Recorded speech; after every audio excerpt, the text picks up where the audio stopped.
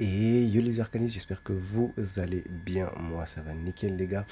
Alors aujourd'hui, format de vidéo un tout petit peu spécial, voire même très très spécial, parce que il y a eu un commentaire sur ma dernière vidéo par rapport à la stratégie d'invocation qui a été extrapolé, on va dire, plutôt qu'à extrapoler ce que j'ai dit dans ma vidéo. Et je pense que l'important c'était de clarifier à peu près tout cela. Et je me suis permis de me dire en tout cas, que ce serait mieux de le faire en vidéo, étant donné que ça pourrait permettre à d'autres également d'avoir une vue clarifiée sur la chose.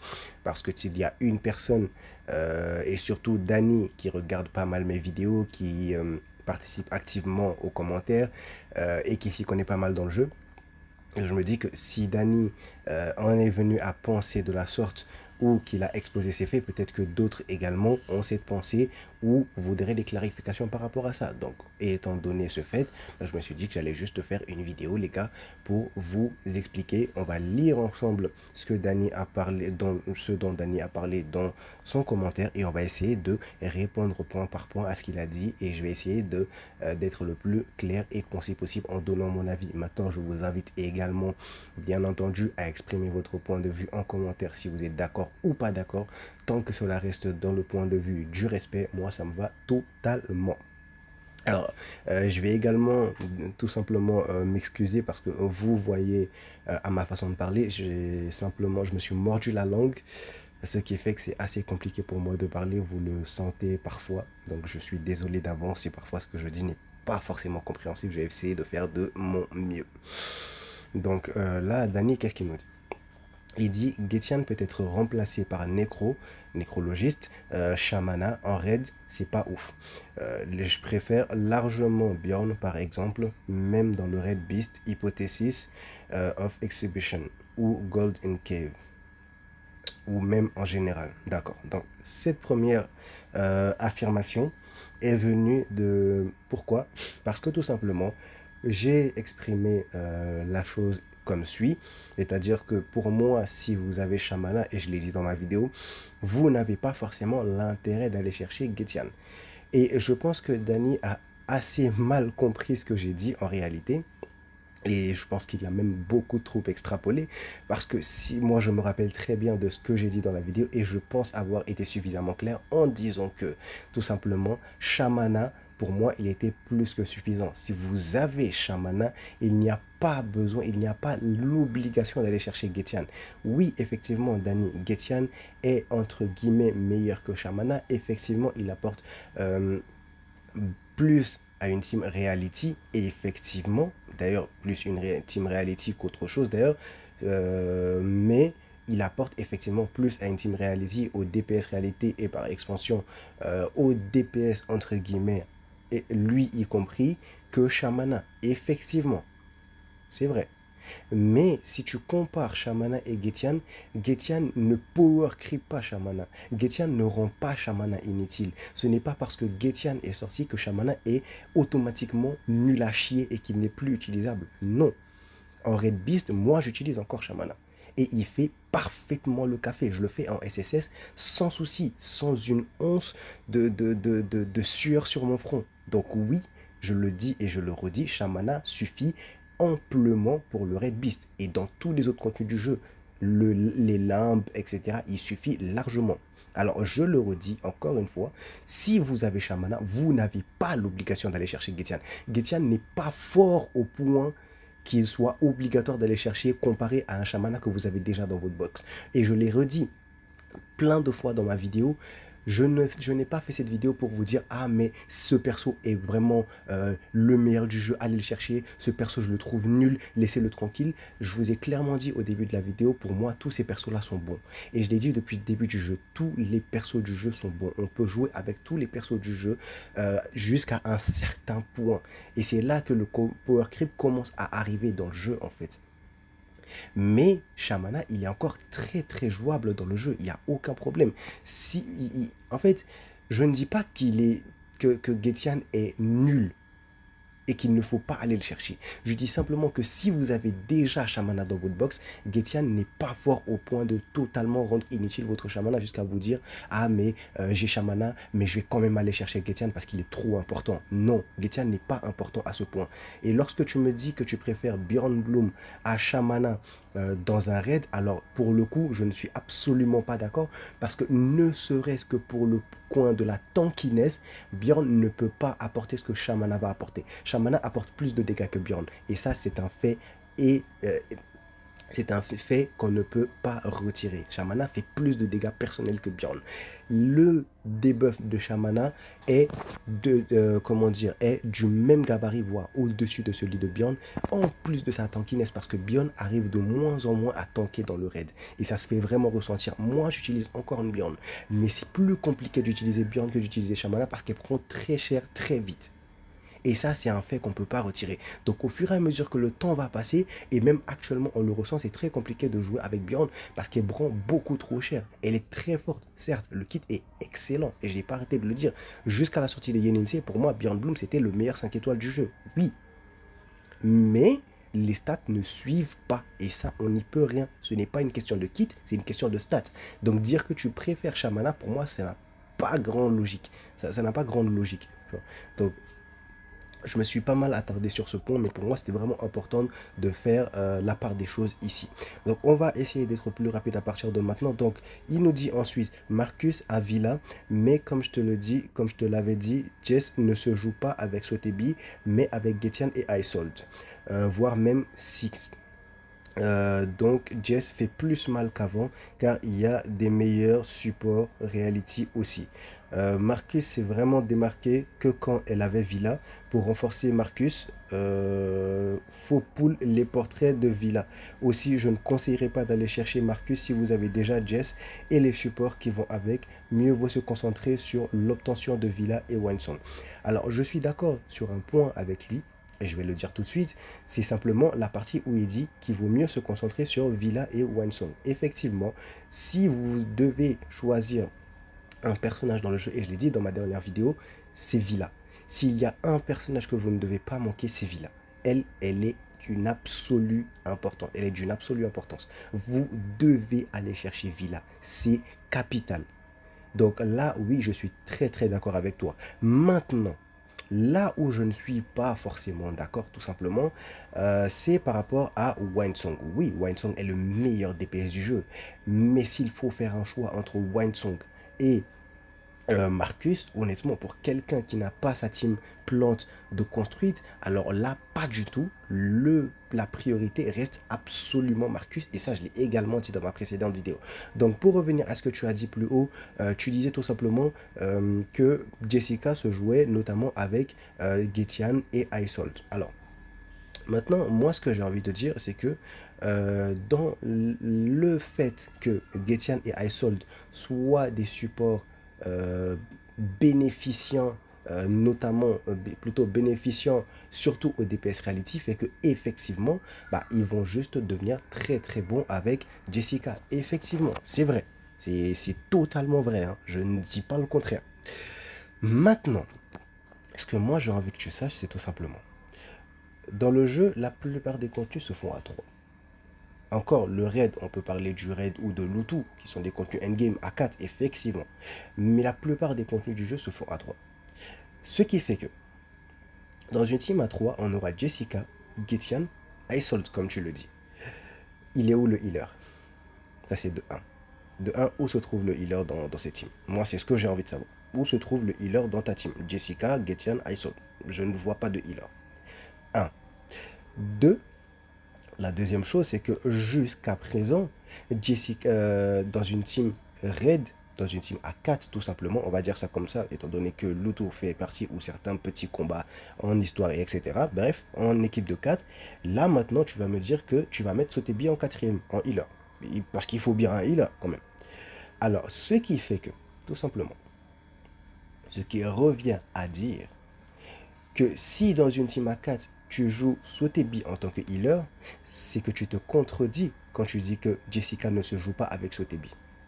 Étant donné que si, effectivement, elle se joue avec Sotheby, notamment parce que Changeling a besoin d'un stack conséquent, d'un certain stack de poison pour qu'elle puisse profiter particulièrement de son kit jusqu'à présent. Alors oui, les buffs et les debuffs que Icewind et Getian vont apporter vont permettre à Changeling de faire plus de dégâts que ce qu'elle pouvait imaginer lorsque avant elle avait sa team poison avec Sotebi et Kenjira. Je suis d'accord. Mais sauf que oui, ces deux-là apportent des debuffs. Mais ça signifie aussi que en contrepartie de ces debuffs que ces deux-là vont apporter et ces buffs-là, entre guillemets, bah, tu vas tout simplement renier une partie du kit de Changeling vu que tu ne seras jamais full stack, plutôt jamais en permanence de full stack en poison contre les ennemis, étant donné que Jessica à elle seule ne peut pas constamment appliquer poison à tous les ennemis que tu auras en face de toi pour toujours. Les stacks, elle ne pourra pas tous les stacker à elle seule. Et c'est pour ça que justement elle avait besoin de Sotebi. C'est de 1. Et de 2, c'est pour ça également que Sotebi avait besoin de Changeling. Mais si dans une team à 4, tout simplement, on a besoin de mettre Sotebi pour que les deux puissent bénéficier les uns des autres, que Getian et Icewind puissent bénéficier à Changeling sans que Changeling ne puisse renier les stacks de poison de son côté par l'absence de Sotebi, il faut mettre Sotebi. Ce qui fait que finalement, si on joue Sotebi avec elle, voilà. Donc, et même dans le cas où on ne joue pas Sotebi, bah, ça veut littéralement dire, en termes simples, que Sotebi ne sert plus à rien dans le jeu. Et ça, c'est faux, parce que dans Reverse, tous les persos servent à quelque chose. En tout cas, tous les 5 et 6 étoiles servent à quelque chose. Mais si Sotebi, qui n'existe pas sans la team Poison, ne sert même plus à rien à Changeling, qui est le DPS par excellence de la team Poison, c'est que littéralement, tu veux juste dire que Sotebi ne sert plus à rien dans le jeu.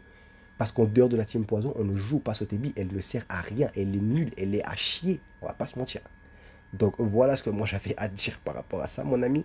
Et par rapport à Marcus qui devient forte sans Villa, alors non, je ne suis pas d'accord parce que tout simplement, avant même la sortie de Villa, et ça, j'avais fait une vidéo sur ça également, où j'avais également montré le DPM, Marcus restait toutefois le deuxième meilleur DPS du jeu après Jiu Nyangzi, alors même que Villa n'était pas encore sorti. Donc dire que Marcus n'a vraiment commencé à devenir forte que lorsque Villa est apparu ou qu'il n'a atteint, oui, effectivement, il est devenu beaucoup plus fort lorsque Villa est sorti, certes, mais il était déjà parmi les meilleurs DPS du jeu et de très loin devant Jessica avant même la sortie de Villa. Et ça, c'est un fait.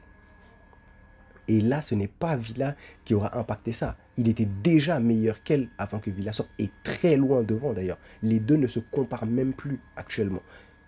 Donc ça, c'est quelque chose à noter. Donc je ne dis pas, encore une fois, je ne dis pas que Jessica est mauvaise. Jessica est forte. Elle est forte. Elle est toujours très très jouable, il n'y a aucun problème.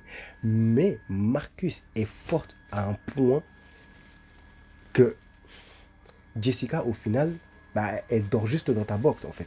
Donc oui, effectivement, là où j'ai eu tort, et je le concède, effectivement, là où j'ai eu tort dans ma précédente vidéo, et merci à Dani de l'avoir souligné, c'est tout simplement lorsque j'ai dit que même si vous avez Jessica, il faut aller chercher Marcus. Car effectivement, ce n'était pas très objectif de ma part, dans le sens où j'ai quand même dit que si on n'avait pas Jiu, plutôt que si on avait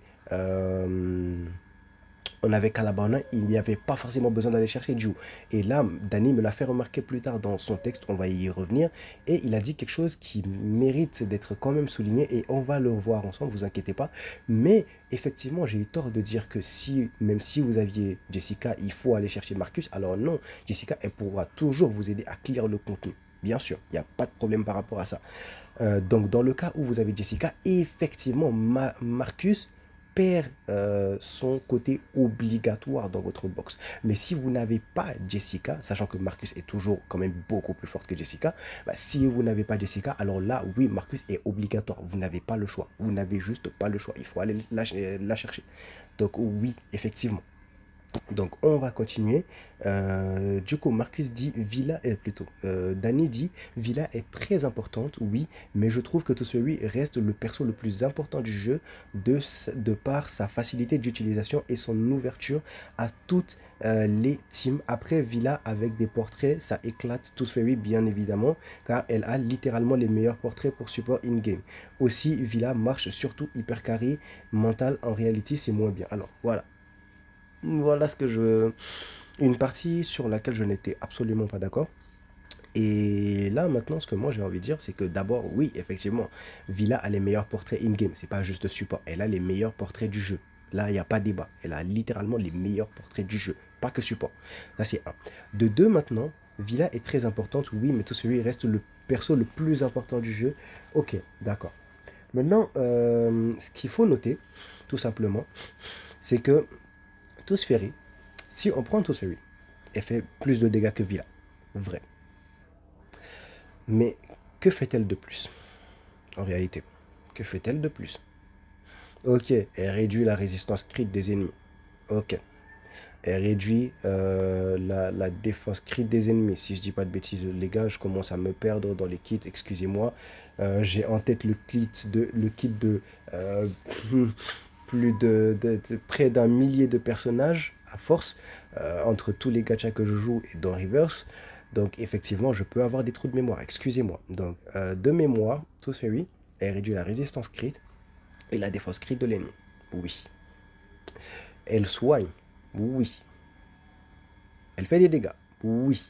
C'est vrai. Tout ça, c'est vrai. Maintenant, prenons Villa. Villa soigne. Oui. Elle fait pas de dégâts. Oui. Mais en contrepartie, Villa buff énormément les dégâts des alliés. Villa donne du Moxie aux alliés. Villa donne de l'Erika aux alliés. Villa permet à toute la team de survivre plus facilement que Toussaint. En réalité, en fait, les gars, si on prend clairement, Villa ne fait pas de dégâts, contrairement à Toussaint. Mais elle augmente, elle améliore plus les dégâts des alliés que Toussaint. Elle donne du Moxie et de l'Eureka, contrairement à Toussaint. Et bien sûr, ce qu'il faut noter tout simplement, c'est qu'elle a un meilleur heal que Toussaint. Et surtout, le clou du chapeau, elle est beaucoup, beaucoup, beaucoup moins consommatrice en AP que Toussaint. Beaucoup moins. Parce que littéralement, Villa te demande de ne pas jouer pour soigner les autres. Qu'est-ce que vous demandez de plus? Comment ça, elle n'est pas aussi ouverte en team que Toussaint? Villa va dans toutes les teams du jeu et au contraire, c'est le personnage qui a ouvert littéralement tous les teams du jeu. Villa, elle se joue avec n'importe qui et dans n'importe quelle composition d'équipe. La seule partie du kit de Villa où on demande d'avoir des personnages mentaux dans l'équipe, c'est simplement au début du combat. Et ça, je l'avais dit dans ma précédente vidéo sur la stratégie.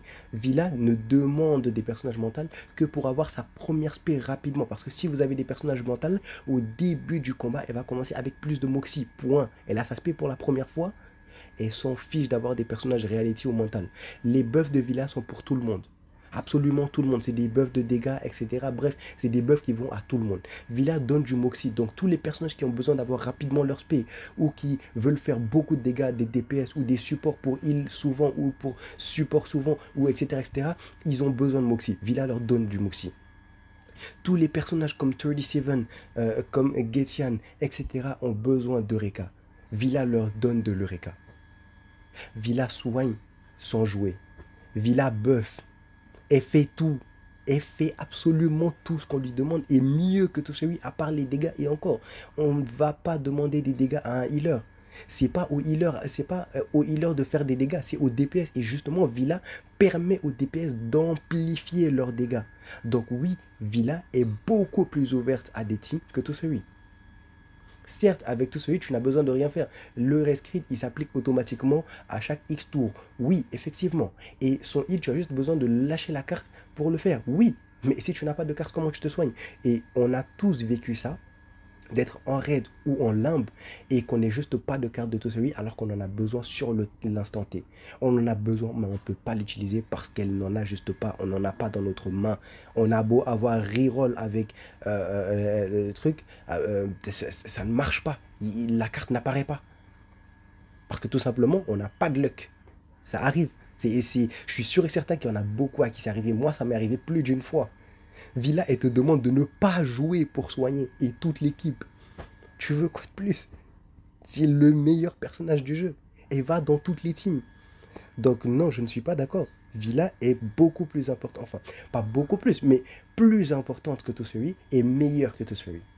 Ça, c'est un fait. Pour moi, en tout cas, je le perçois comme ça. Après, mon avis n'est pas bien sûr, exempt en fait, ce que je veux dire, c'est que mon avis n'est pas à prendre au pied de la lettre. C'est pas parce que moi je pense ça que tout le monde doit penser ça ou que j'ai raison. Non, je ne dis pas que j'ai raison. Je dis que moi je le vois comme ça. Tu n'es pas obligé de voir comme ça et ça je le respecte. Je respecte même les avis que tu donnes habituellement sous mes commentaires.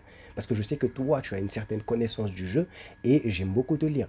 Mais mon avis reste mon avis. Et pour moi, Villa est plus importante que Tosuri. Villa est meilleure que Tosuri. Et dans tous les cas, pour moi, Villa, c'est le meilleur personnage du jeu parce qu'elle va dans toutes les teams. Elle aide toutes les teams d'une façon ou d'une autre. Donc oui, pour moi, elle est plus flexible, entre guillemets, que Tosuri. Donc on continue. Concernant White Song, le DPM charts avec White Song versus Dio versus Marcus était faux jusqu'en 1.9 où White Song a eu un tuning fait pour elle. Alors là déjà...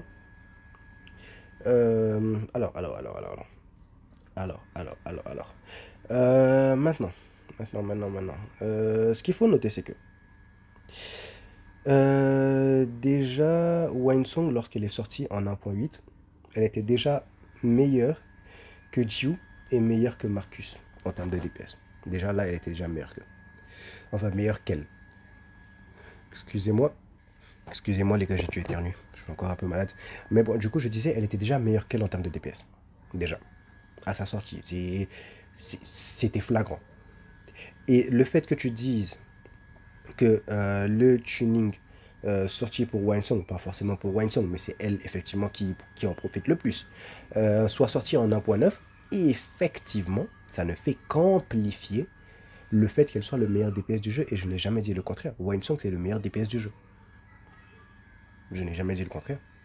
Tout simplement. Et en plus, ouais, c'est tout. J'ai jamais dit le contraire. Winesong est le meilleur DPS du jeu. J'ai jamais dit le contraire. Et ça, depuis en 1.8. C'est pas arrivé en 1.9. Déjà, en 1.8, c'était déjà le cas. Donc oui, elle est meilleure que les deux en termes de DPS brut. Alors, on continue. Elle met un bon écart à Dio. Oui, ça, je l'ai dit tout de suite. Dans des conditions réalistes de combat avec Winesong et un potentiel bien plus haut par contre. En 1.8, Dio versus Winesong, c'est à peu près semblable. Non, Dio versus Winesong, c'est pas semblable. Parce que comme je l'ai dit, Dio a cette possibilité, Dio et Lucie d'ailleurs, ont cette possibilité d'avoir un DPS constant. Donc un DPS de chaque tour très très élevé. Là où, par exemple, une Winesong va avoir tout son DPS sur sa spé.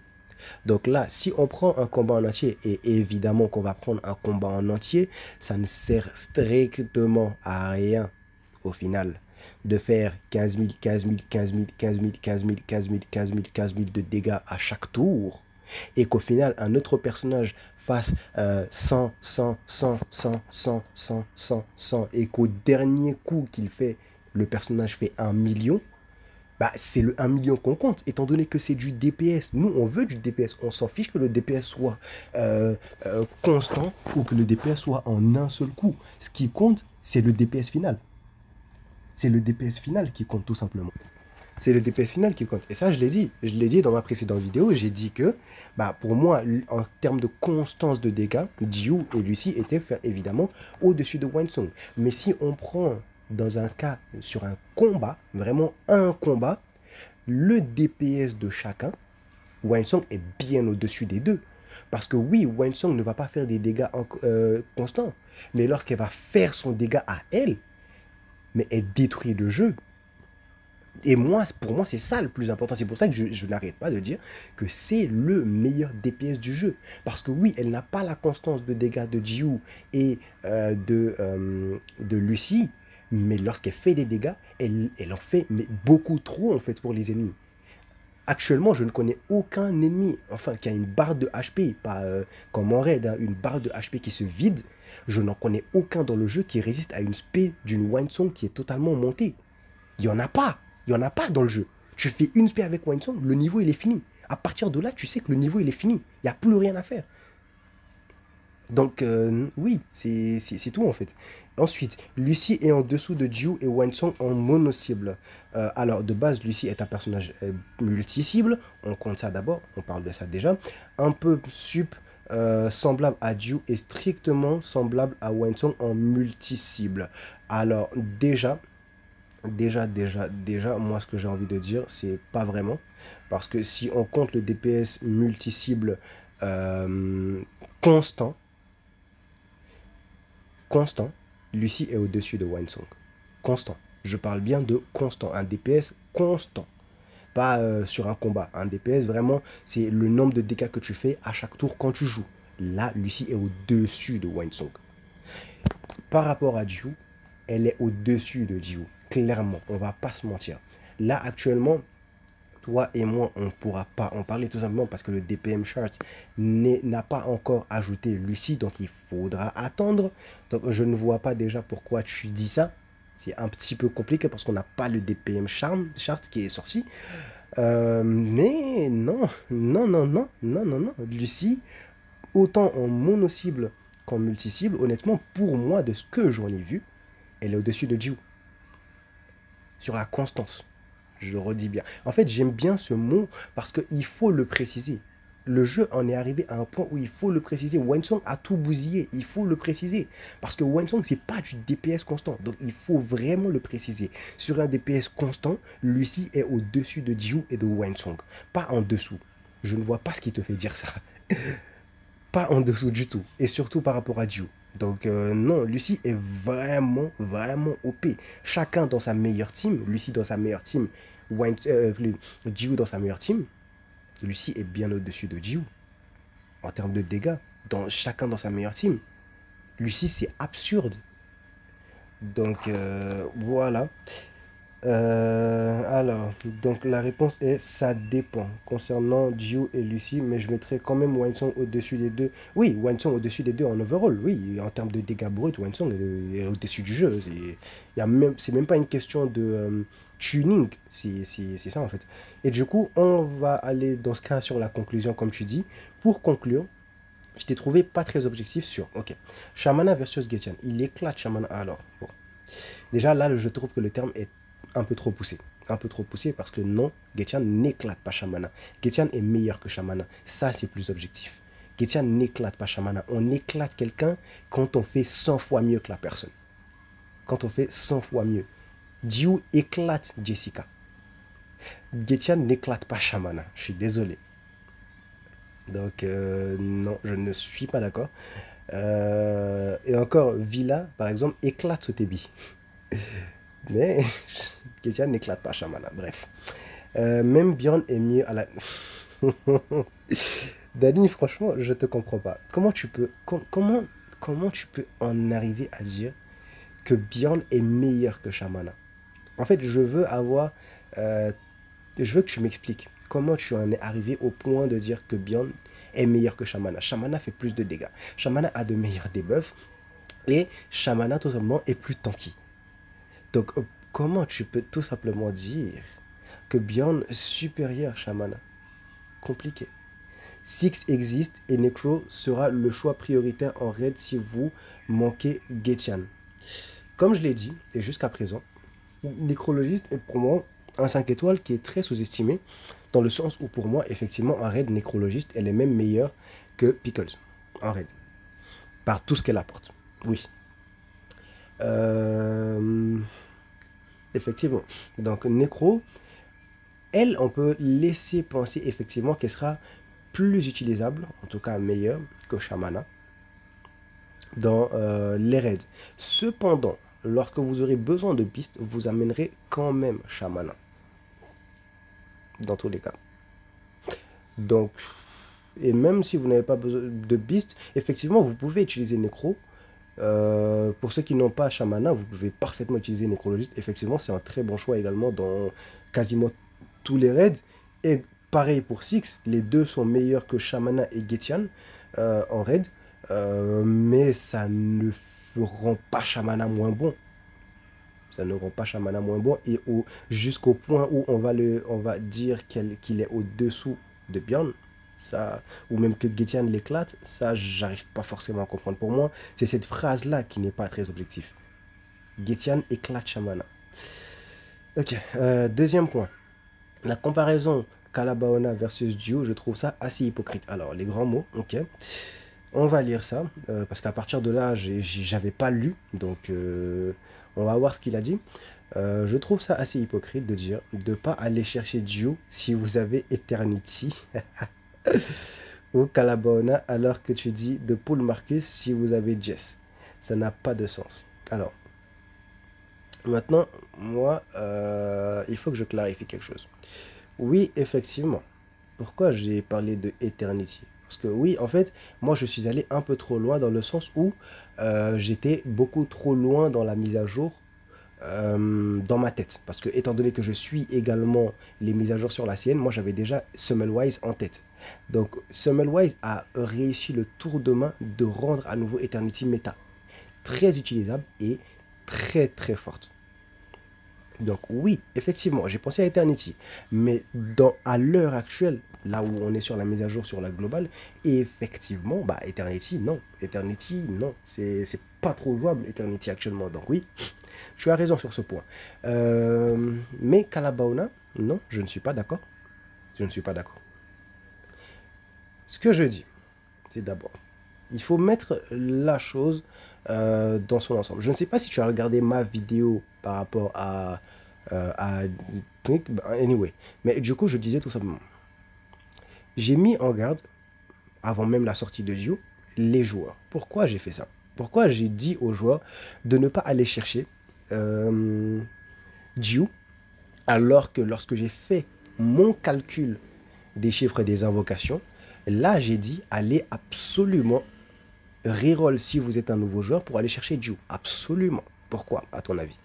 Parce que tout simplement, comme je l'ai dit et redit dans plusieurs vidéos, je ne sais pas, peut-être que tu as manqué l'information, je ne sais pas moi, et je l'ai redit sur le Discord, c'est que pour moi, la bannière de Dio est une bannière piège, ce qui n'est pas le cas de Marcus, tout simplement, Dani. En fait, il faut juste prendre le temps de réfléchir à ce que je dis, parce que j'essaie vraiment de réfléchir pour ne pas dire de la merde aux gens. J'essaie de réfléchir. Et je pense que jusqu'à maintenant, je le fais plutôt bien.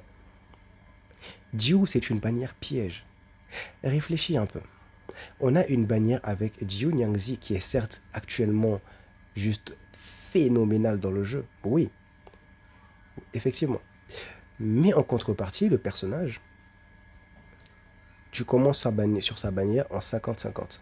Avec 0 invocation. Donc, que tu aies fait 1 million de multi sur Ezra, que tu sois en pity sur Ezra, que tu sois en 100%, la bannière de Dio, on n'a rien à faire. Tu commences à 0 de pity et à 50-50. Sur une bannière comme ça, alors que tu as des énormes personnages qui arrivent après, tu vas te tenter à ça. Nous, les joueurs actuellement qui jouent sur le jeu, les joueurs vétérans, on n'a pas assez pour 2 pity sur Dio au cas où on n'a pas de chance. Parce que si tu fais 70 invocations, que tu n'as pas Dio, tu vas pas t'arrêter là alors que tu es en garantie. Obligatoirement, tu vas aller la chercher. C'est évident. Tu vas pas bousiller une garantie alors que tu as pété une pity pour aller chercher le perso et que tu l'as pas eu. Tu vas continuer. Donc, au pire des cas, tu fais 140 invocations sur cette bannière. Au pire des cas. Ce qui fait que tu as perdu 140 invocations dont la pity ne va pas se transférer. Dont tes poules sont parties. Tu n'as pas avancé sur tes autres bannières. Donc Marcus va arriver, Villa va arriver, Winesong va arriver, Lucy, bon, elle c'est une bannière piège également, c'est une True Limited, mais Kakania va arriver, tous ces gros personnages, Isolde va arriver, tous ces gros personnages vont arriver et tu auras perdu, vas-y, si tu n'as pas de chance, 2 pity, 140 invocations que tu aurais pu mettre sur ces bannières-là.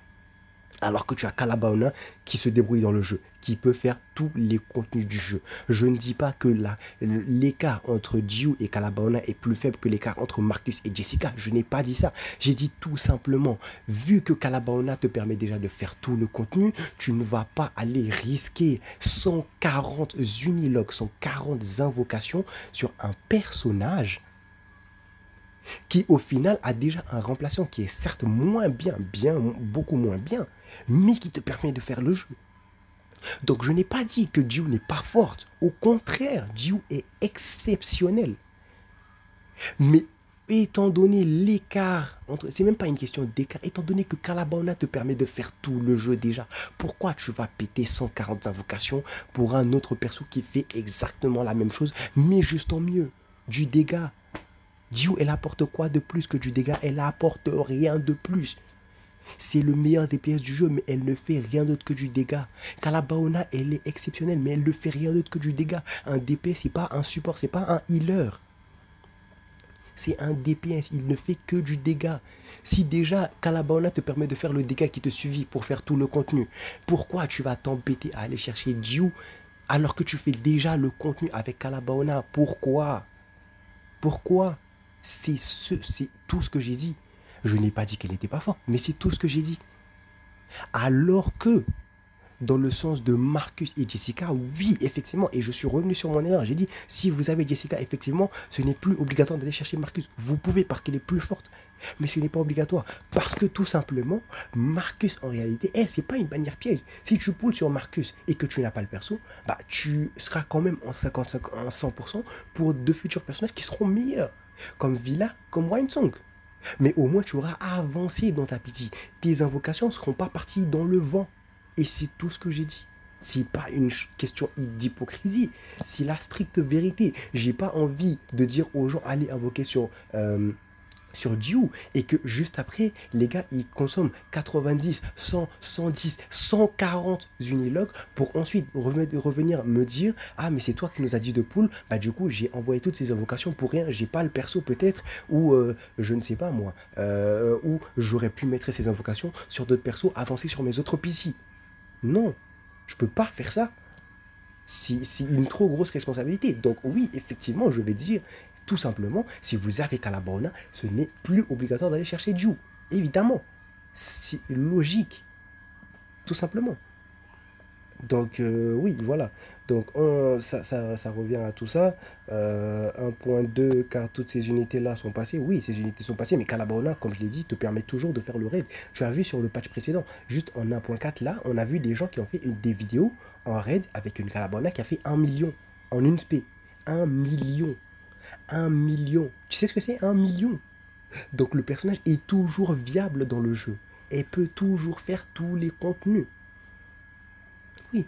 Donc, si vous êtes free-to-play, vous skippez les deux dans ce cas, car ça semble être le premier argument. Oui, mais ça ne semble pas être le premier argument, c'est le premier argument. Parce que tout simplement, comme je l'ai dit, Jiu est une true limited. Donc, tu ne vas pas avancer dans ta pitié, tu vas faire des invocations, tu vas peut-être pas avoir le personnage de 1, peut-être que tu n'en as même pas assez. Parce que les vétérans, encore une fois, c'est des gens qui ont pull sur énormément de bannières précédentes, qui n'ont plus beaucoup à farmer dans le jeu. Donc, ils ont des réserves restreintes. C'est peut-être des gens qui ont beaucoup invoqué et qui n'avaient même pas, sur cette mage-là, qui n'avaient même pas 3 multis. Donc, ils vont mettre ces 3 multis et ils vont essayer d'aller gratter tout le contenu de cette mise à jour pour aller chercher Jiu. Oui, ils vont avoir Jiu. Mais après, ils n'auront plus de réserve pour les autres personnages qui arrivent. Tout simplement. Donc, je suis désolé, hein, mais c'est juste un fait, en fait, Dany. C'est pas de l'hypocrisie. Sur Lucie, ça dépend, car ça dépend beaucoup de la configuration du combat. Elle peut être peut-être comme tout à fait normal, hein, post P4 et en AOE. Par contre, là, ça devient vraiment n'importe quoi. Bon, là, je comprends pas trop ce que tu dis, honnêtement. Ok, donc, là, je comprends pas trop ce que tu dis. Donc, les gars, vraiment, La vidéo est très longue, mais je voulais vraiment revenir sur tous ces aspects-là que Dany a souligné parce que c'était très important pour moi, non seulement pour clarifier les choses avec lui, mais également peut-être vous aussi vous éclaircir par rapport à, à ces informations-là. Donc peut-être que je me suis juste mal exprimé dans mon ancienne vidéo, mais j'espère que celle-ci sera répondre à toutes vos interrogations. Donc j'espère que la vidéo vous aura plu malgré sa longueur. Moi je vous laisse là, je vous dis à la prochaine. Tchussou.